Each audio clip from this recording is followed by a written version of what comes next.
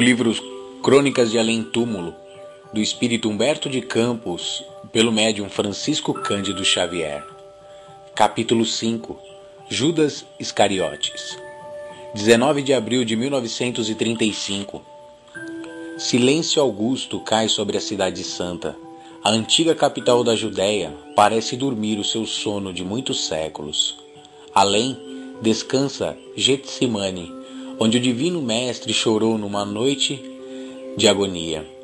Acolá está o Golgota sagrado, e em cada silenciosa há um traço da paixão que as épocas guardarão para sempre. E em meio de todo o cenário, como um veio cristalino de lágrimas, passa o Cédron, silencioso, como se suas águas mudas, buscando o mar morto, quisessem esconder das vistas dos homens os segredos insondáveis do Nazareno. Foi assim, numa destas noites, que vi Jerusalém vivendo a sua eternidade de maldições. Os espíritos podem vibrar em contato direto com a história, buscando uma relação mais íntima com a cidade dos profetas. Eu procurava observar o passado vivido dos lugares santos. Parece que as mãos inconaclas de Tito por ali passaram como executoras de um decreto irrevogável. Por toda a parte ainda persiste um sopro de destruição e desgraça. Legiões de duendes, embuçados nas suas vestimentas antigas, percorrem as ruínas sagradas, e no meio das fatalidades que pesam sobre o império morto dos judeus, não ouvem os homens os gemidos da humanidade invisível. Nas margens caladas do Cédron, não longe talvez do lugar sagrado onde o Salvador esteve com os seus discípulos, divisei um homem sentado sobre uma pedra.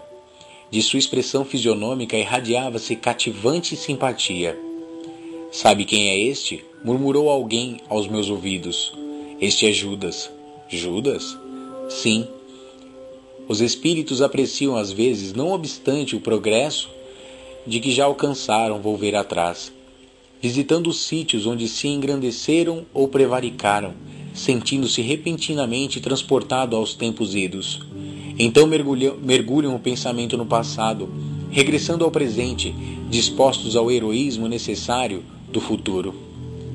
Judas costuma vir à terra nos dias em que se comemora a paixão de Nosso Senhor, meditando nos seus atos de antanho. Naquela figura de homem magnetizava-me. Não estou ainda livre da curiosidade do repórter, mas entre minhas maldades de pecador e a perfeição de Judas existia um abismo.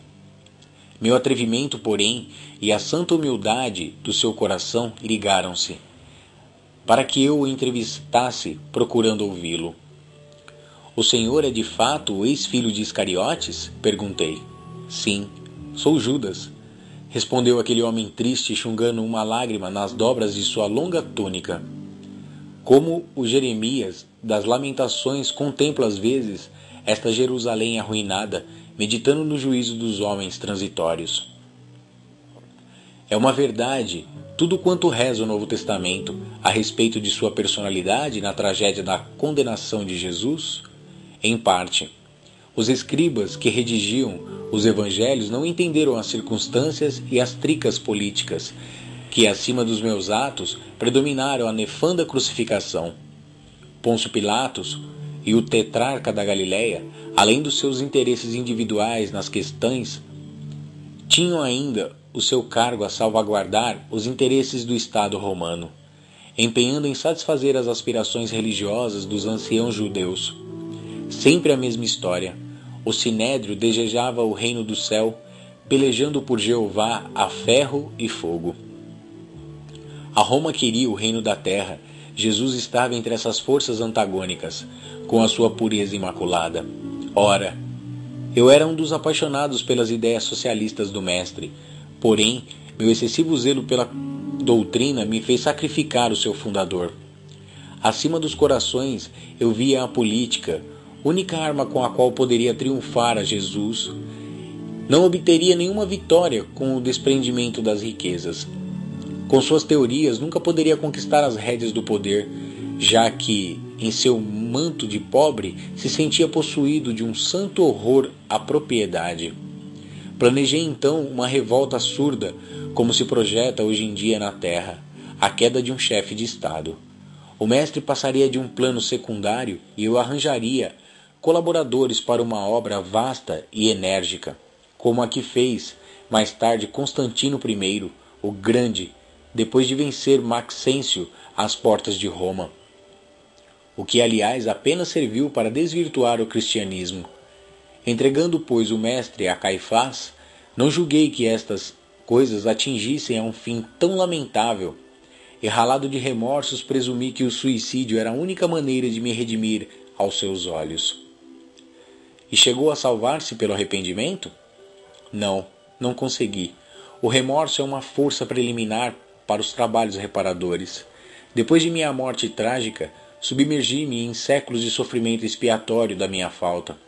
Sofri horrores nas perseguições infligidas em Roma aos adeptos da doutrina de Jesus, e as minhas provas culminaram em uma fogueira inquisitorial, onde, imitando o mestre, fui traído, vendido e usurpado.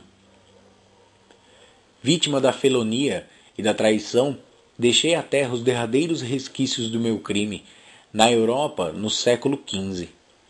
Desde esse dia em que me entreguei por amor do Cristo a todos os tormentos e infâmias que me habitavam, com resignação e piedade pelos meus verdugos, fechei o ciclo das minhas dolorosas reencarnações na terra, sentindo na fronte o opúsculo de perdão da minha própria consciência.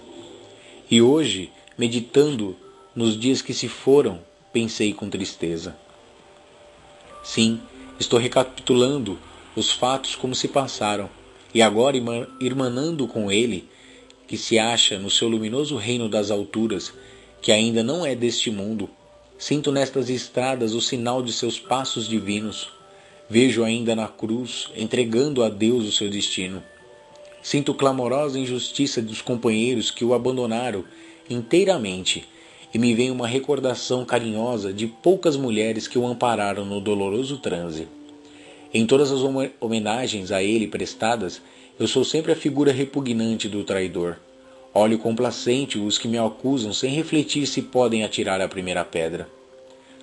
Sobre o meu nome pesa a maldição milenária, como sobre estes sítios cheios de miséria e infortúnio. Pessoalmente, porém, estou saciado de justiça, porque já fui absolvido pela minha consciência no tribunal dos suplícios redentores. Quanto ao divino mestre, continuou Judas, com seus prantos, infinita é sua misericórdia, e não só para comigo, porque se recebi 30 moedas vendendo aos seus algozes há muitos séculos, ele está sendo criminosamente vendido no mundo a grosso e a retalho, por todos os preços, em todos os padrões do ouro amoedado. É verdade, concluí, e os novos negociadores do Cristo não se enforcam depois de vendê-lo. Judas afastou-se tomando a direção do Santo Sepulcro, e eu, confundido nas sombras invisíveis para o mundo, vi que no céu brilhavam algumas estrelas sobre as nuvens pardacentas e tristes, enquanto o cedron rolava a sua quietude como um lençol de águas mortas, procurando o mar morto.